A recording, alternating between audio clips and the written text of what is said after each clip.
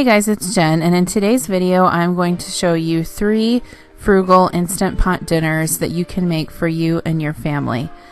This video is also a collaboration with Vanessa from the Lemonade Mom. Here's a look at her channel.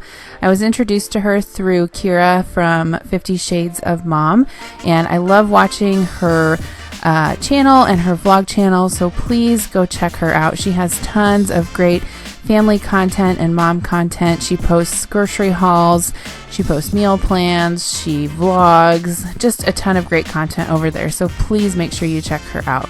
There'll be a link to her channel in the description box below. The first recipe we're going to make is baked potatoes in the Instant Pot. These are of course very frugal, and you can dress them up any way that your family likes.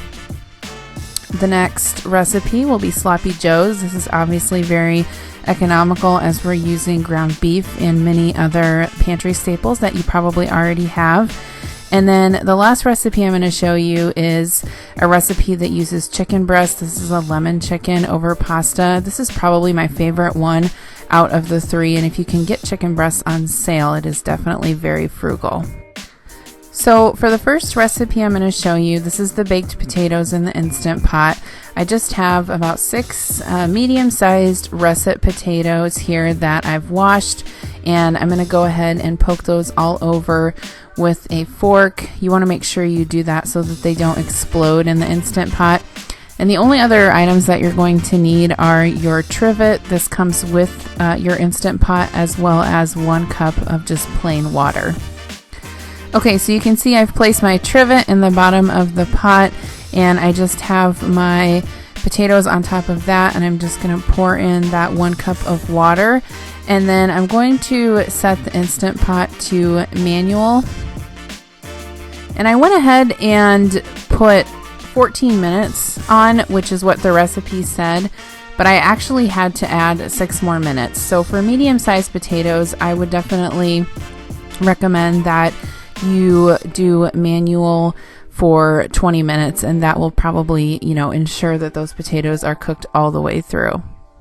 Also, just make sure that your pot is set to sealing, and then just go ahead and let it cook.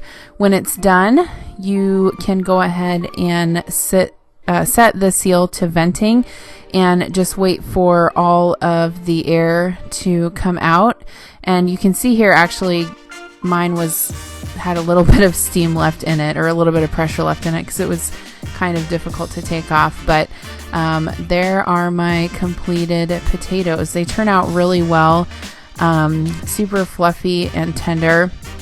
You can see here what's left in the bottom of the pot, just a little bit of water, and the potatoes are super tender. I'm just showing you how I served mine. I just had it open-faced with some of this cheese sauce. This is the Ragu double cheddar. It actually works really, really well for baked potatoes, and I put some steamed broccoli on top. So that is recipe number 1. Okay, so the next recipe I'm going to show you is the Instant Pot Sloppy Joes. For this recipe, you will need some olive oil, about 2 tablespoons of that. You will also need some lean ground beef. The recipe called for 1.5 pounds, but I used 2 pounds. And then you'll also need a chopped red bell pepper and a chopped onion. And then also about 2 cloves of garlic, which I usually use about 2 teaspoons of the minced garlic. You'll need some red wine vinegar, as well as some Worcestershire sauce. I'll also leave the link to the recipe down below if you're interested in printing it off. You'll also need some brown sugar, as well as some pureed tomatoes and some tomato paste. You'll also need some salt. I just have kosher salt there, as well as some freshly ground pepper. For spices, you're going to need some chili powder, some ground mustard, and then just a little bit of crushed red pepper flakes. You'll also need about 1/4 cup of fresh water. For serving, you will need some rolls. I am using some hamburger buns. So to get this recipe started, you're just going to set your Instant Pot to saute and then pour in about 2 tablespoons of the olive oil. And then next you'll just dump in your chopped onion and chopped red bell pepper. Also go ahead and add your ground beef to the pot. Next, you're just basically going to cook this until your beef is all done and the onions and peppers are soft. I love this meat chopper that I get from Pampered Chef. I've had it for many years and it really makes cooking up ground meats a lot easier. So I'm just going to go ahead and chop that up and let it saute until the meat is cooked through. The next thing I'm going to do is just add a little bit of the garlic paste. I love using this instead of fresh garlic. It just makes it so much easier instead of, having to chop garlic. So you can see here that I have my colander in the sink and I'm just going to go ahead and drain my meat. I still have the Instant Pot set to saute, so I'm just going to deglaze the bottom of that with that 1/4 of a cup of water and then add the drained meat and peppers and onions back in. You can see I made a little bit of a mess there, so I had to clean that up when I was all done. The next thing I'm going to do is just add all of my seasonings. I'm going to go ahead and add the 1/4 cup of red wine vinegar. I love this little measuring cup from Pampered Chef. It just makes, small liquid measurements super easy. The next thing I'm going to add is some Worcestershire sauce. You'll need about 2.5 tablespoons of that.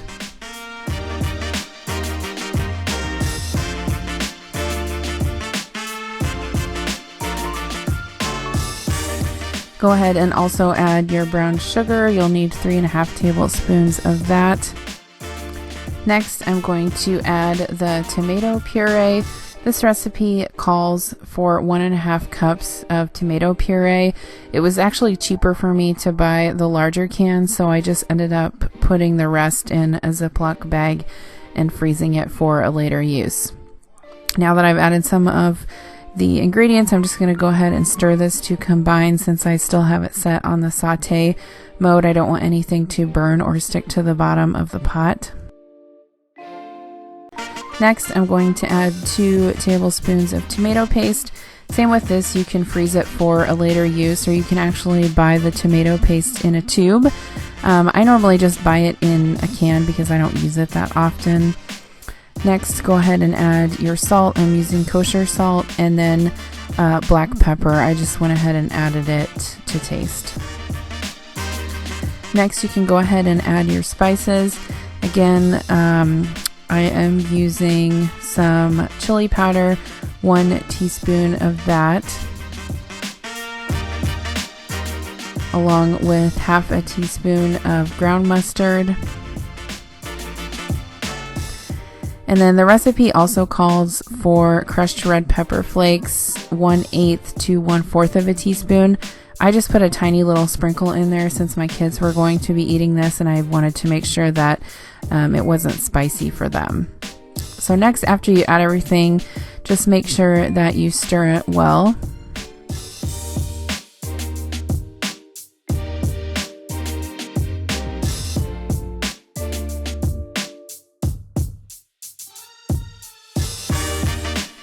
And then go ahead and put your lid on the Instant Pot and make sure that your vent is set to sealing. Okay, so we're just going to go ahead and put this on manual pressure for 3 minutes. So go ahead and change that to 3 minutes, and then once it switches to the on position, then you just let it go until it's done. So the original recipe says to let this do a natural pressure release for 15 minutes, which I let it go about 10 minutes and it was fine. It did not have any pressure left in it. So once that naturally depressurizes, you can go ahead and take the lid off and your meat will be done. So you can see the finished product here. It just looks perfect. I really like how this turned out, and it was a big hit with my family. I just went ahead and toasted some hamburger rolls and served this on them with some pickles and some mustard, along with some potato chips and dip. So that was our dinner tonight. I highly recommend this recipe if your family likes Sloppy Joes. Okay, so the last recipe I'm going to show you is an Instant Pot buttery lemon chicken. So for this recipe, you're going to need some boneless, skinless chicken breasts, 2 lemons. The original recipe called for arrowroot flour, but I'm using cornstarch. You'll also need some salt and some butter, some paprika, as well as some dried parsley flakes. You'll also need some ground pepper along with some chicken broth. Next, you'll need a cup of chopped onion along with a few tablespoons of garlic, and then I'm serving this over some rigatoni pasta. So the first thing you're going to do is just set your Instant Pot to saute, and then to that you're going to add your butter. The original recipe did not call for this, but I went ahead and actually added some olive oil to the pot too, just to make sure that the butter didn't burn. So after you add your butter and your olive oil, then you can go ahead and add your chopped onion to the pot and let that saute. And then also along with the onion, you can go ahead and add about 4 cloves of minced garlic, which is about 4 teaspoons of this garlic paste. Next, you can go ahead and add a half a teaspoon of paprika. And then go ahead and also add your 1 teaspoon of dried parsley. So basically all of these seasonings and butter and oil and onions are just going to saute together in the bottom of the Instant Pot until the onions are soft. So while that was working, I'm just going to go ahead and season my chicken. I'm going to season one side with some kosher salt. The recipe did not call for this, but I'm going to go ahead and use some of the Trader Joe's 21 seasoning salute on the chicken. This seasoning is salt-free, and I like to use it on a variety of different meats that I cook just because I feel like it gives it a good flavor. There's some herbs and ground onion and ground garlic in there that I think goes well with most meats. So then I'm just going to go ahead and turn that over and then season the other side. Okay, so now that my onions and garlic and spices have been sauteing for a few minutes and they are soft, I'm going to go ahead and add my chicken. So I just went ahead and kind of put the onions to the outside of the pan so that my chicken could saute. So I'm just going to go ahead and add that to the Instant Pot and let that get golden brown on one side before I flip it over.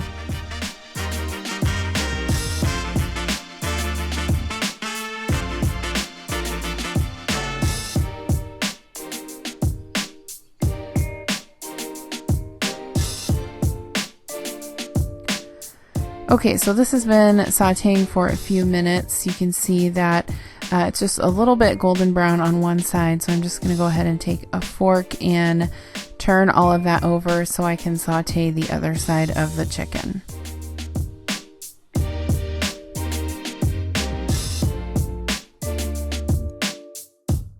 The recipe did not call for this either, but I wanted to make sure that it was extra lemony.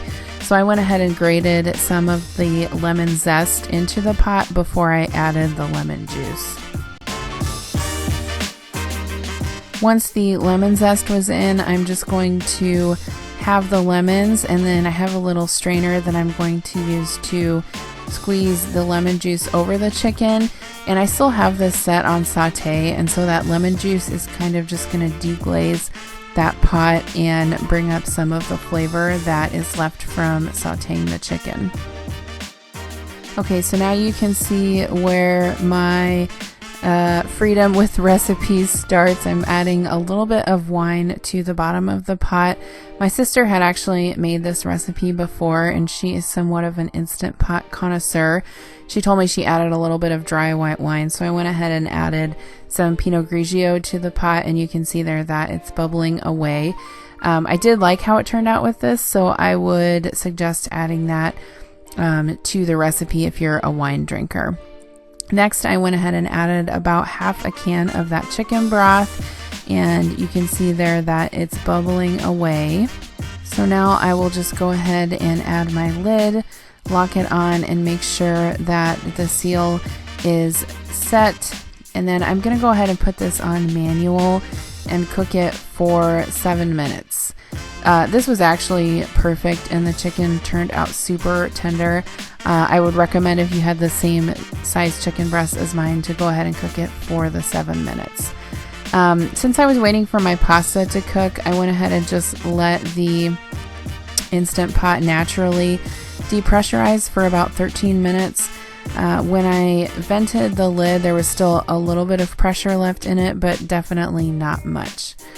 So now you can see I'm just removing the lid of my Instant Pot, and to thicken the sauce, I'm just going to add a slurry that I made of a couple tablespoons of cornstarch with a little bit of water.